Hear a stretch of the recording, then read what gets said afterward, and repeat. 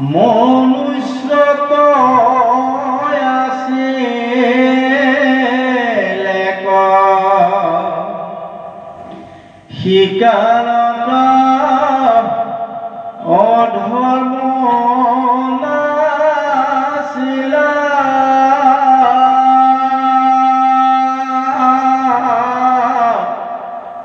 তেতা যুগ ভৈল যেবে অধৰ্ম বাহিয়াতে ধৰ্ম এক পাদ বিনাশে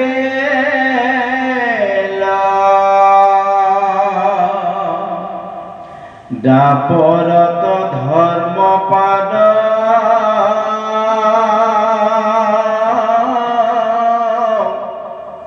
অৰ্ধে ভৈলে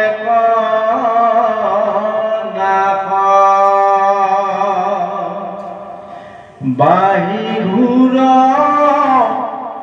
অধৰ্ম পশুৰ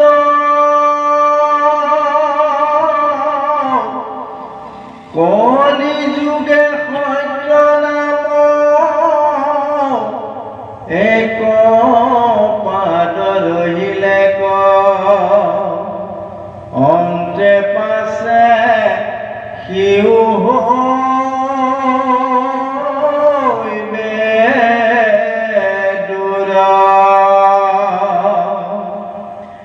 এক হৰি নাম মাত্ৰ কলিত থাকিবে ধৰ্ম আন ধৰ্ম হবে যাইবে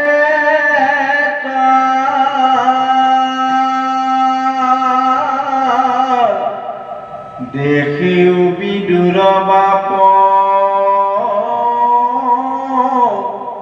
কেন বিপৰ্যয় ভৈল কাল ঈশ্বৰৰ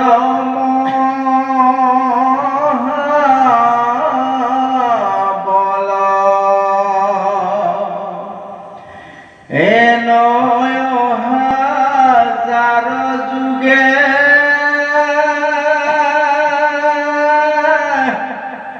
ব্ৰহ্মৰ দিনে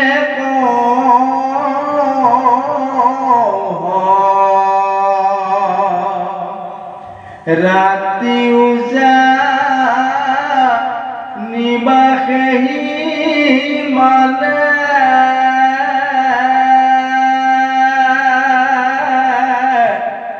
নিশা ভাগে প্ৰজাপতিয়ে সৃষ্টি কাৰ্য পৰে হৰে অকুটি আঠা কন্ত খাব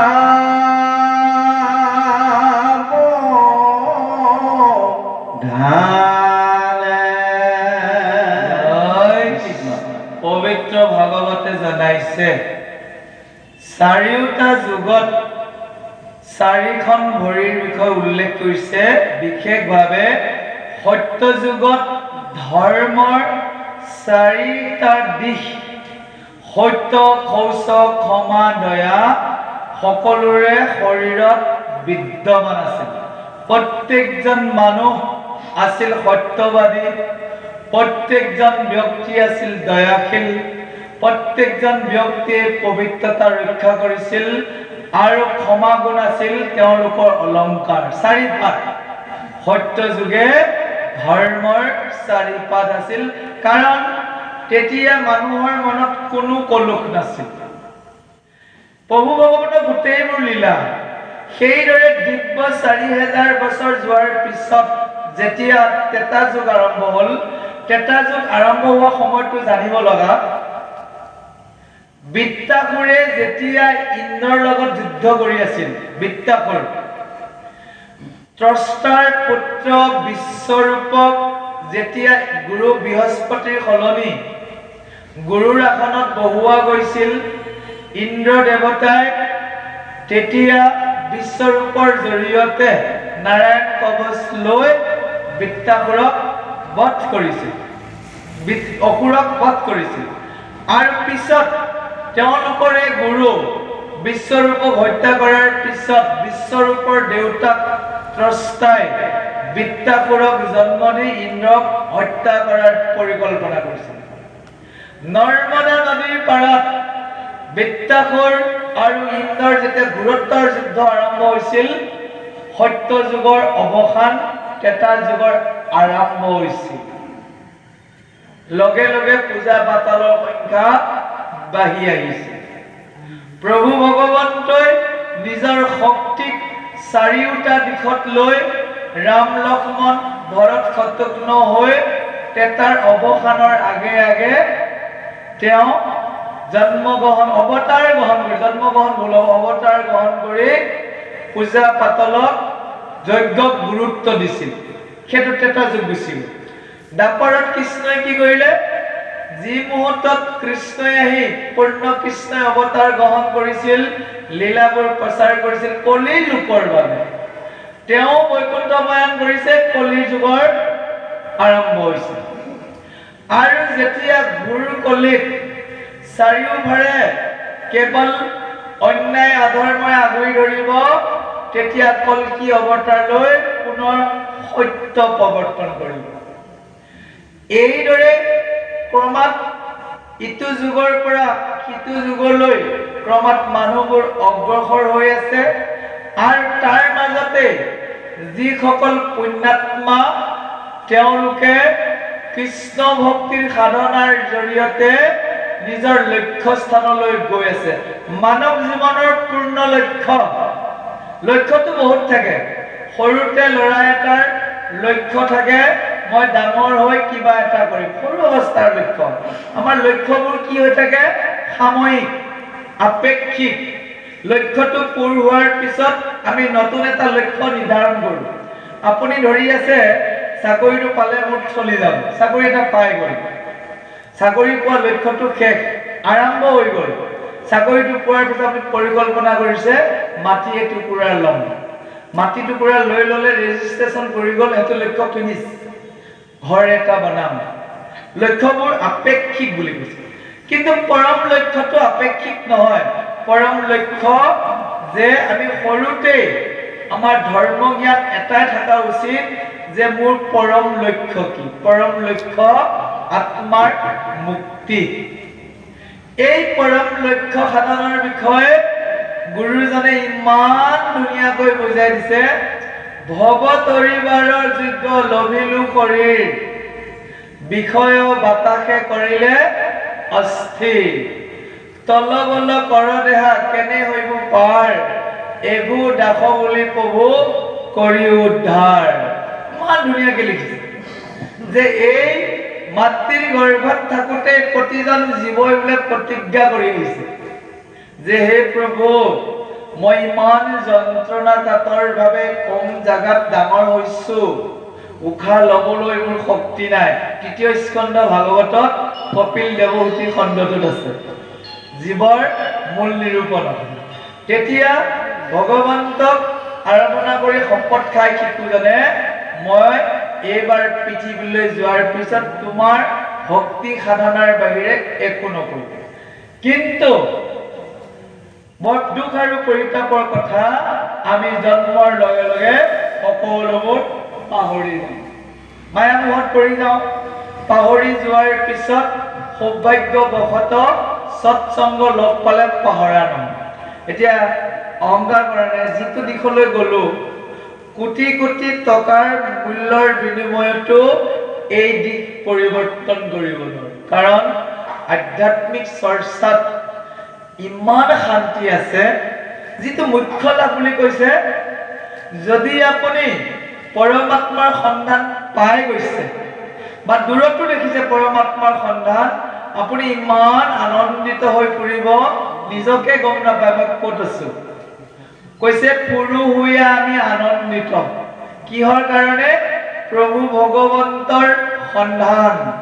যে যি জন্ম চক্ৰত বাৰম্বাৰ পৰি আহিছিলোঁ, 84 লক্ষ জনী ভ্ৰমণ কৰিছিলোঁ, এইবাৰ সেই জালখনৰ পৰা বাচি যাব পাৰিম। আনন্দ মনেৰে মৃত্যুক আহ্বান কৰিব পাৰিম। পৰীক্ষিতে আনন্দ মনেৰে আহ্বান কৰিছিল। পৰীক্ষিত খুব ভয় আছিল মৃত্যুলৈ, কাৰণ তক্ষকে দংশন কৰিব। কিন্তু ইমান সৌভাগ্য, শ্ৰী সুখদেৱ গোস্বামীৰ জৰিয়তে ভাগৱতখন শুনাৰ পিছত তেওঁ আত্মাৰ সম্বন্ধটো ভালদৰে জানিলে।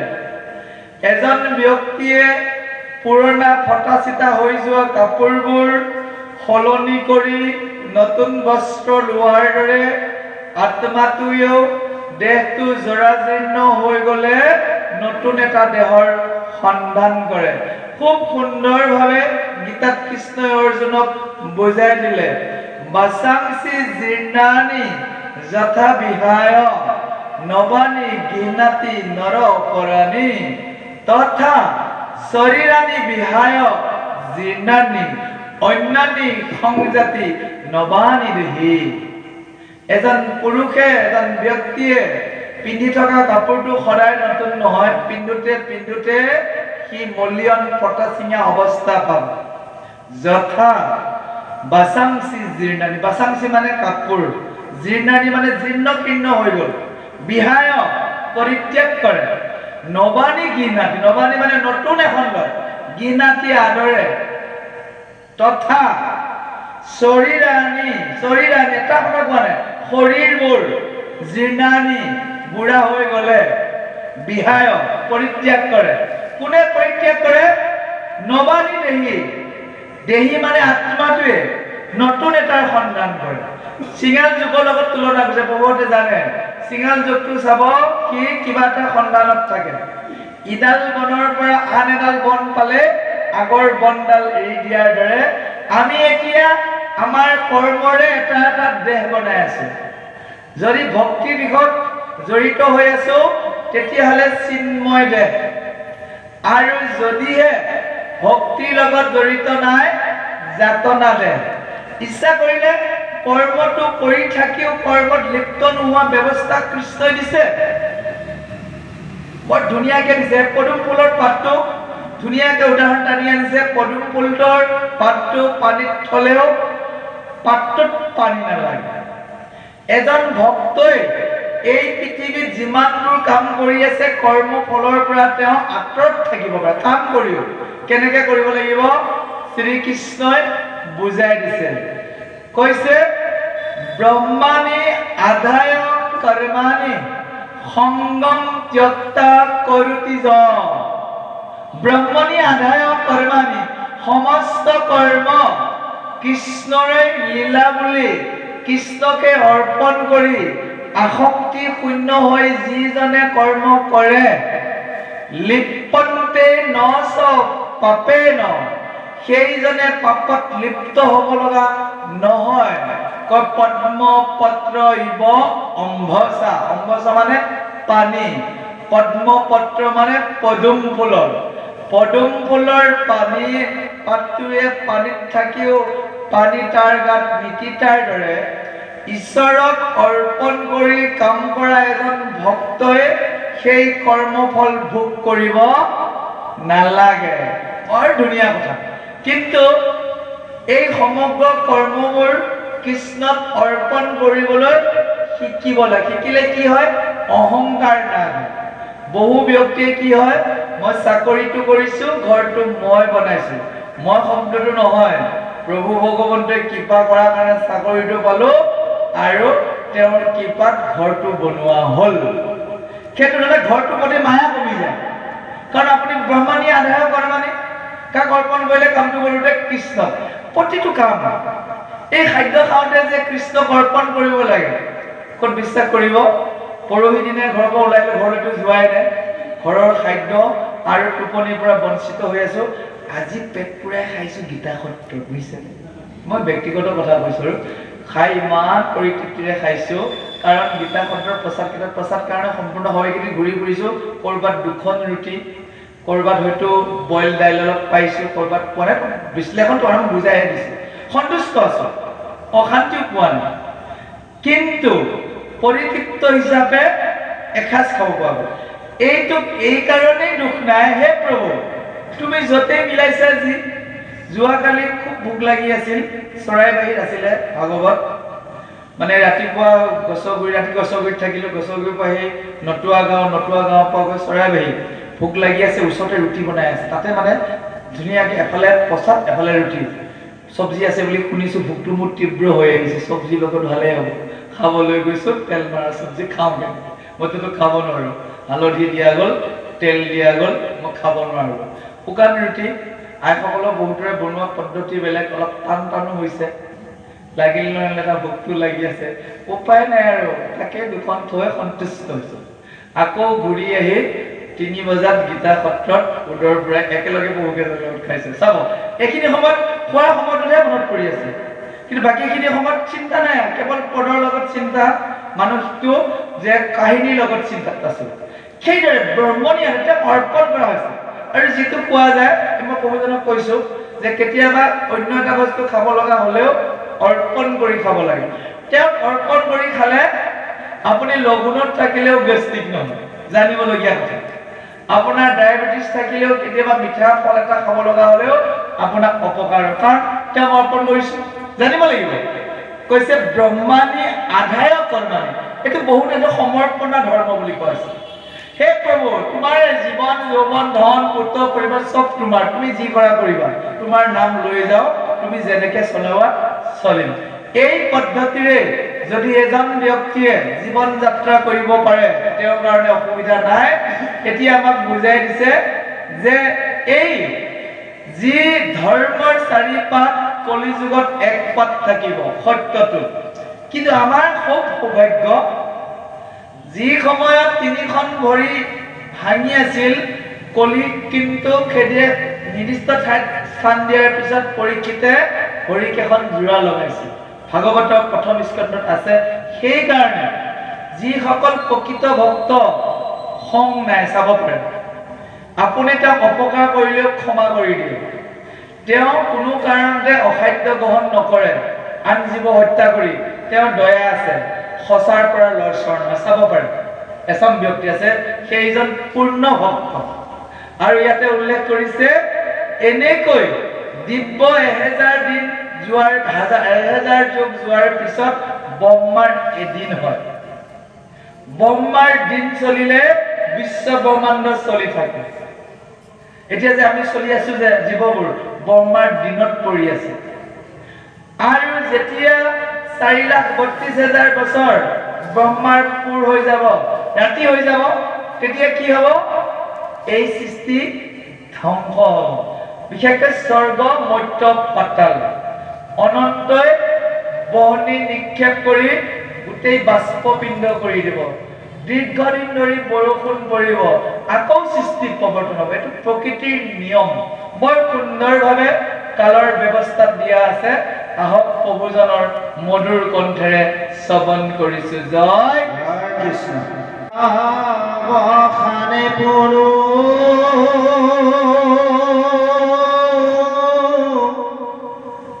তিনি লোক প্ৰৱৰ্তয়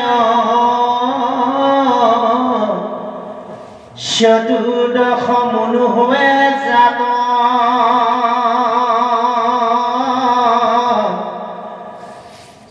এক যে সতৰি যুগে এক মনুৰ কাল ধৰ্ম তাতে প্ৰৱৰ্তে খাত আৰামে গো একো মন্ত্ৰতে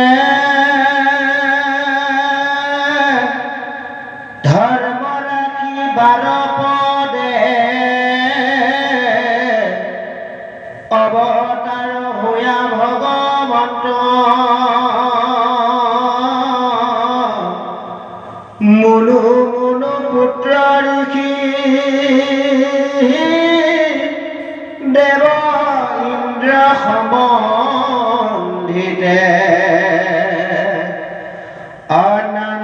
বিধ ধৰ্ম কপালন্ত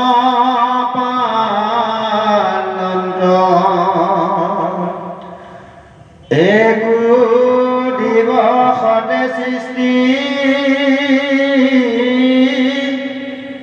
ব্ৰহ্মাৰ বুলয় সবে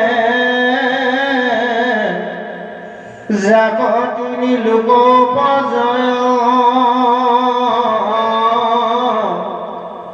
আনে দেৱ ঋষি পিতৃ মনুষ্য গন্ধৰ্ব প্ৰভু পখিয়াদি জাহাত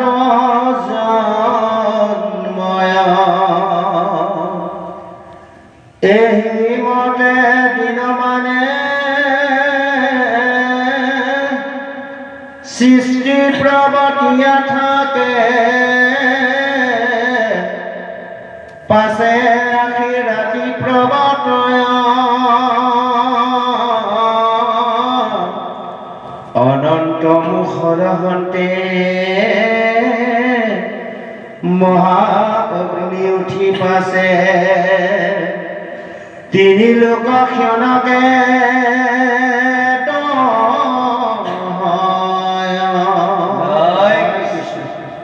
এইদৰে ব্ৰহ্মাৰ দিনত যেতিয়া সৃষ্টি প্ৰৱৰ্তন হয় তেতিয়া মানুহৰ চাৰিটাৰ যুগত এজন এজন মনুৰ সৃষ্টি হয় জানিবলগীয়া কথা মনন্তৰ বুলি কথা এটা আছে নহয় যে 14জন মনুৰ সৃষ্টি হ'ব তাৰ পিছতে তিনি লোক বিনাশ হ'ব কেনেকৈ সৃষ্টি হ'ব মনুসকলৰ সত্য যুগত 4000 দিব্য বছৰ ত্ৰেতা যুগত 3000 দিব্য বছৰ দাপৰ যুগত 2000 দিব্য বছৰ আৰু কলি যুগত দেৱতাসকলৰ দিব্যৰ 1000 বছৰ অৰ্থাৎ কলিৰ আয়ু 4,32,000 এই সত্য ত্ৰেতা দাপৰ মানুহৰ চাৰিওটা যুগ পৰিচালনা কৰিবলৈ এজন এজন মনুৰ সৃষ্টি গম পাইছেনে বাৰু যে ঠিক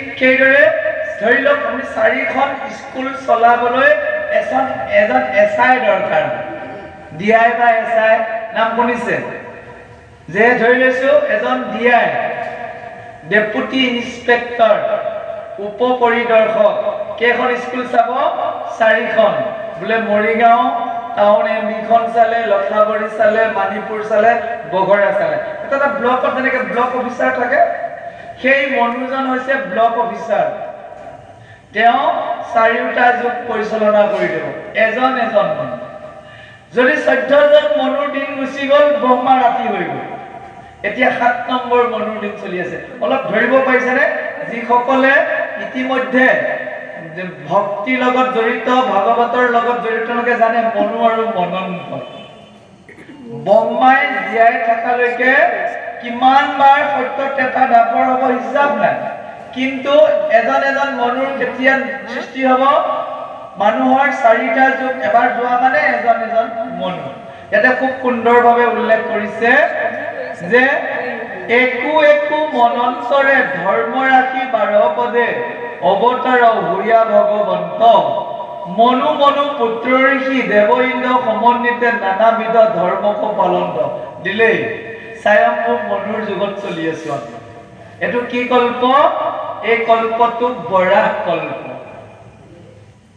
এটা কল্প বিষয় উল্লেখ আছে পদ্ম কল্প বৰাহ কল্পত প্ৰভু ভগৱন্তই বসুমতীক ৰসাতলৰ পৰা আনি স্থাপন কৰি দিছে বৰাহ অৱতাৰ পামগৈ সেই স্থাপন কৰি দিয়াৰ পিছত স্বয়ম্ভু মনুৰ নামৰ 7 নম্বৰ মনুজনক ব্ৰহ্মাই সৃষ্টি কৰিছে আমি স্বয়ম্ভু মনুৰ পুত্ৰ আমাৰ মাৰ নাম শতৰূপা ধুনীয়াকে ভাগৱত দি আছে এইটো কল্পৰ পিছত কি কল্প হ'ব আকৌ গোটেই সৃষ্টি লীলা শেষ হোৱাৰ পিছত সেইটো আহি যাব ইমান পাতকে বুজাই দিছে উল্লেখ কৰিছে এহি মতে দিন মানে সৃষ্টি প্ৰৱৰ্তিয়া থাকে পাছে আকি ৰাতি প্ৰৱৰ্তয় যেতিয়া ব্ৰহ্মাৰ দিন গৈ ৰাতি হ'ব অনন্তৰ মুখহন্তে অনন্ত যেটো শয্যাত কৃষ্ণ শুই আছে মহান এটা নাক, হাজাৰ এখন যাৰ মুখ, সেই অনন্তৰ মুখৰ পৰা বোলে অগ্নি বাহিৰ হয়। কৈছে অনন্তৰ মুখৰ সন্তে মহা অগ্নি উঠি পাছে 3 লোক খনেকে নহয়। কাক কাক ধৰিছে? পৃথিৱী, স্বৰ্গ আৰু পাতাল, 3 লোক। আমি কোৱা কথা নহয়। সেইকাৰণে ভাগৱতখন বৰ বিজ্ঞানসন্মত এখন পুথি যেন লাগে, যাক বিজ্ঞান বুলি কোৱা হয়। যে আমি যিখন আৰ্থত আছো, পৃথিৱীত আছো, ইয়াত থকা গোটেই পানীবোৰ ভস্মীভূত হৈ যাব। তেতিয়া গৈ কৃষ্ণৰ শৰীৰত বিলীন থাকে, জীৱগণ শুই থাকিব। প্ৰভু ভগৱন্তৰ তেতিয়া অস্ত্ৰবোৰে শংখ চক্ৰ গদা পদ্মই 4খন বেদে স্তুতি কৰি থাকে। বেদৰ স্তুতি বুলি বস্তু এটা আছে, বুজিব পাৰিছেনে? যে প্ৰলয় কালত প্ৰভু ভগৱন্তই সকলোকে সামৰি যেতিয়া জীৱ নিদ্ৰাত পৰিব, তেওঁক জগাবৰ কাৰণে বেদে মূৰ্তিমন্ত হৈ উপাসনা কৰে। তেওঁ 4 অস্ত্ৰই মূৰ্তিমন্ত হৈ উপাসনা কৰে। এতিয়া লিংকবিলাক জটিল জটিল যেন লাগিলেও অসুবিধা নাই। চাব, ক্লাছ 10ৰ ল'ৰা এটাই যিমান অংক অসুবিধা নাপাওক, ত্ৰিকোণমিতি যেতিয়া বুজোৱা যায় কেইটামান কথা বুজি উঠে। খালি আমি এটাই জানিব লাগে, এই মহাভাগৱতৰ অনুষ্ঠানেই অতি পবিত্ৰ। ইয়াত উপস্থিত হোৱা মানে আমাৰ পাপ নাশ, জ্ঞানৰ আৰম্ভ। এটা গ্যাৰান্টি দিব পাৰি, ইয়াতে আমি দেখা বহুত যুৱচাম আছো, ইয়াত বহি থকা কোনেও কৰা নাই। গ্যাৰান্টি নাইনে বাৰু? তাৰমানে চাওক, ইয়াত থকা আত্মাকেইটা শুদ্ধ। এই সমাজৰ লগত ৰিলেটেড নহলে কোনোবা এজনে হয়তো এতিয়া মিচিচিপিত বহি থাকিব, মিণ্ডাত বহি থাকিব। কথা এটা কৈছো যে ইয়ালৈ আহিছে মানে সেইবোৰ তেওঁ লাহে লাহে বিলাই দিব পাৰিব। ই হৈছে এটা আধ্যাত্মিক যাত্ৰা, ই হৈছে এটা পবিত্ৰ অনুষ্ঠান। সেইকাৰণে কৈছে, কৃষ্ণই নিজে কৈছে, যেতিয়া একান্ত ভকতসকলে লগ হ'ব, মই উপস্থিত থাকো কাৰণে তেওঁলোকে থাকি শান্তি অনুভৱ কৰিব। কিয়? একান্ত ভক্ত হবে নিৰ্গুণ গুণৰ কৃষ্ণ গাৱে সদা বসিয়া যথাত বৈকুণ্ঠকো পৰিহৰি যোগীৰো হৃদয়ৰি থাকা হৰি সাক্ষাতে তথাত। প্ৰসাদ খাওঁতে গম পাব। কেতিয়াবা প্ৰসাদকেইটা ইমান সোৱাদযুক্ত হৈ যায়। মই সিদিনাখন আপোনালোকে দিয়া প্ৰসাদকেইটা মই আকৌ খাইছো গৈ ঘৰ দেই। ৰ'বা, খাই আহিলো যদি মোৰ ভাল নালাগে, হেঁপাহে নকৰা, কথা বতৰা পাতি আছিলো, 2টা মানে খাব পালো, দিয়াচোন দিয়া বুলি মই আকৌ ৰাতি খাইছো, বুজিছেনে? তাৰমানে চাওক, সদায় বুটটো কোনে খোৱা নাই, কিন্তু কেতিয়াবা তাৰ যিটো সোৱাদ ভাবিব নোৱাৰি। তাৰমানে কি হয়, কেতিয়াবা তাত সাংঘাতিক গুণ কিছুমান সোমাই যায়। আজি হৈছিল ইমান ধুনীয়া পৰম মানুহ দিছে গীতা সত্ৰত, ভাবিব নোৱাৰি প্ৰভু। মই লাজতে বিচাৰি নগলো ক'ৰবাত কমিব বুলি, মানুহৰ সংখ্যা বেছি, ইমান ধুনীয়া লাগিল সঁচাকৈ। তাৰমানে আৰু এটা কথা, এইটো কিয় বেছি সোৱাদ পোৱা যায়, এই জিভা পাতক যিকোনো বস্তু খোৱা কামত মই নলগাওঁ। ঘৰত মোক জানে, মই 3 বাৰ ব্যৱহাৰ কৰোঁ মুখখন দিনটোত খোৱাৰ নাম। ৰাতিপুৱা প্ৰসাদ ললো, দুপৰীয়াটো প্ৰসাদ নলওঁ, এবাৰে লওঁ। দুপৰীয়া লাইট কিবা এটা খাওঁ, মাজত চাহ, তামোল, বিড়ি, চিগাৰেট দোকানৰ কিনা একো নাখাওঁ কাৰণে মই মুখখন কিয় খুলিম বাৰু কওকচোন? মই মুখখন খুলিবৰ কাৰণে মইতো কিবা এটা খাব লাগিব। আকৌ গধূলি সময়ত আইগৰাকীয়ে যেতিয়া মোক খাবলৈ মাতে, তেতিয়া মুখখন মোৰ ব্যৱহাৰ হয়। তেতিয়াহ'লে চাওক, জিভা পাতক মই কিমান ৰেষ্ট দিছো। সি যিকোনো বস্তুৱে সোৱাদ ধৰি ৰাখে।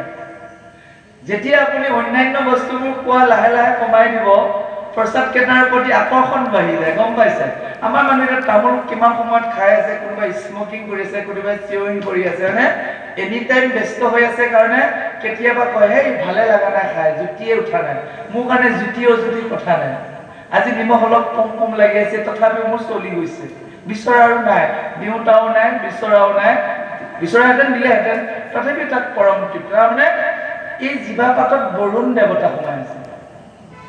ইয়াৰ আকাৰ নাই। যিদৰে পানীৰ গিলাচ এটাত পানী থলে আকাৰ নাই, নীল দিলে নীলা হৈ যাব, হালধি দিলে হালধীয়া হৈ যাব, পিঠাগুড়ি দিলে বগা হৈ যাব।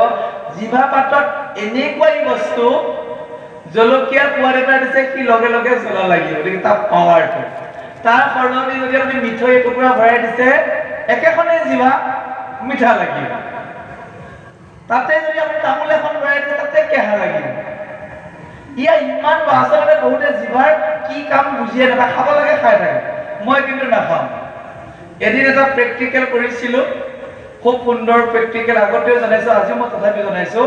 তেতিয়া মই মানে যোগশাস্ত্ৰ শিকি আছিলোঁ, চক্ৰ সাধনা, 6 চক্ৰ সাধনা, যে মণিপুৰ চক্ৰৰ পৰা আজ্ঞা চক্ৰলৈ কুণ্ডলিনী শক্তি জাগি থকা শিকি আছিলোঁ মই Shri Shri Ravishankar, art of living. তাত এদিন আমাক ক'লে অহাকালি আহাৰৰ ওপৰত প্ৰশিক্ষণ আছে। ভালেই পালোঁ, মই এনেও মই আহাৰ প্ৰেমী, ভাল আহাৰটোৰ বিষয়ে জানিম। ৰাতিপুৱা 4 বজাৰ পৰা জগিং কৰাইছে, ইমান কঠোৰ কি ৱাৰ্ণিং দিছে, পানী বটল কোনেও আনিব নোৱাৰিব, আমি নিয়া নাই আৰু ইমান পৰিশ্ৰমযুক্ত মানে হেৰিবোৰ কৰাই আছে, ঘামি জাপি, ঠাণ্ডা দিনতো ঘামি গৈছোঁ। প্ৰায় 10টা বাজি গ'ল, আমাক ৰেহাই দিয়া নাই, ইমান শাৰীৰিক পৰিশ্ৰম দিছে, ধ্যান দিছে, আমি খোৱা বোৱা কথা পাহৰি গ'লোঁ।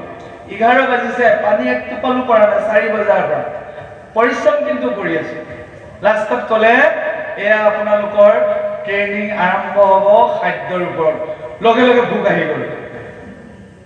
যেতিয়া সময় কথাটো কৈ দিলে বাইদেউগৰাকীয়ে, 11 বাজিছে, আমি গমেই পোৱা নাই, কাৰণ যোগাসনত বহুত সময় চকু মুদি থাকিব দিয়ে, ধ্যান ওম ধ্বনি কৰিব দিয়ে, বিভিন্ন শিকাই থাকে মুঠতে কুস্তি সাধন। খাদ্য কথা কোৱাৰ লগে লগে পুৰা ভোক লাগিছে আৰু পানী পিয়া লাগিছে, একদম ভাবি আছোঁ কিমান সময়ত খাদ্য খাওঁ। কৈছে চিন্তা নাই, খাদ্য ৰেডি আছে, আপোনালোকে 5 মিনিট ধ্যানত বহক।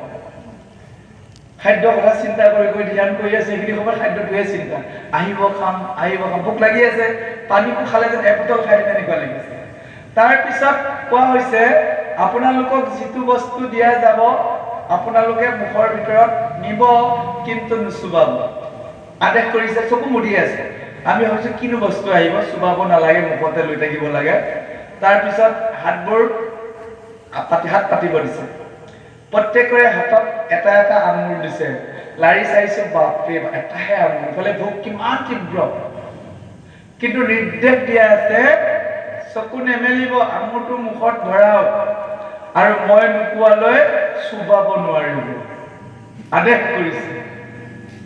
আমি আৰু সমস্যাত পৰিছোঁ, ভোক তীব্ৰ, হাতত বেছি নহ'লে আঙুৰ পাইছোঁ, ভৰাইছোঁ, এতিয়া বাইদেউ কথাটো পেলাব নোৱাৰোঁ, 15 মিনিট আঙুৰটো মুখতে লৈ আছোঁ, সিফালে থু ওলাই হাহাকাৰ হৈ গৈছে, ভোকটো ইমান বাঢ়ি গৈছে। তেতিয়া বুজাই দিছে জিভাই ৰস গ্ৰহণ কৰে, ই অতি শক্তিশালী এটা ইন্দ্ৰিয়, এই ইন্দ্ৰিয়ক যদি তোমালোকে জয়লাভ কৰিব নোৱাৰা, এই ইন্দ্ৰিয়ক যদি সংযত কৰাব নোৱাৰা, কোনোদিন আত্মাই পৰমাত্মাৰ সন্ধান নাপাব। তেতিয়াই ট্ৰেইনিং দিছে, অৱস্থা নাই, চকু মেলিব নোৱাৰো, জিভাত আছে এটা আঙুৰ, অলপ আগত তাৰ লিক থাকে নহয়, চিনি দিওঁতে তাৰ পৰা মিঠা মিঠা গৈ আছে, তো ওলাই আছে, গিলি আছো, তো ওলাই আছে, গিলি আছো। 15 মিনিটৰ পিছত কৈছে চুবাই দিয়ক, কেনেকুৱা মজা লাগিছে চিন্তা কৰি। তাৰ আধা ঘণ্টাৰ পিছত ধুনীয়া ধুনীয়া খাদ্য খাবলৈ দিছিল। মোৰ আজিও মনত আছে, মই সিদিনাখন গম পাইছিলোঁ এই জিভাখনক যিকোনো বস্তু নিদি যেতিয়া নিৰ্দিষ্ট বস্তু দিয়া যাব তাৰ সোৱাদেই বেলেগ। আমি এতিয়া তামোল, শিখৰ, জৰ্দাপান খাই খাই জিভা পাতত এনেকুৱা লেয়াৰ পেলাই দিছোঁ, আমি ভাল ভাল মছলা তেল দি খোৱাৰ পিছতো জিভাই আচল জুতিটো নাপায়, তৰপ কৰি গ'ল যে, বুজি পাইছে? ইমান তৰপ কৰি আছে, আচল সোৱাদ আপুনি কেতিয়াবাই পাহৰিব। ৰান্ধনিক দুখ দি লাভ নাই, বহুতে কয় আজিকালি সাৰ দিয়া শাক পাচলি, আৰে সকলোতে তাৰ সোৱাদটো আছে, নষ্ট কৰিছোঁ জিভা পাত আমি, গম পাইছেনে?